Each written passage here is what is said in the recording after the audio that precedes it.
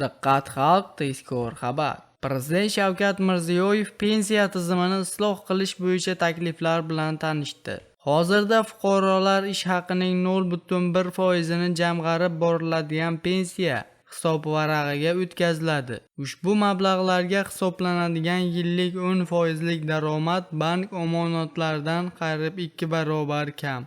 Shu munosabat bilan mazkur tizimning jozibadorligini oshirish va aholini unda faol ishtirok etishiga rag'batlantirish bo'yicha yangi mexanizmlar taklif qilindi. Xususan, oylik ish haqi 7,600,000 so'mgacha, pensiya hisoblash bazaviy miqdorining 15 baravari bo'lgan fuqarolar jamg'arib boriladigan pensiya hisobvarag'iga ish haqining 5% ni o'tkazsa, davlat tomonidan qo'shimcha yana 2,5% miqdorida mablag' ajratish ko'zda tutilmoqda.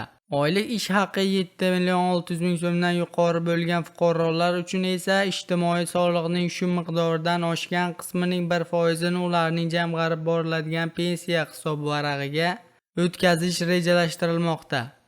Sizga yetkazmoqchi bo'lgan xabarimiz shulardan iborat edi. O'zingizni ehtiyot qiling. Xayr, salomat bo'ling.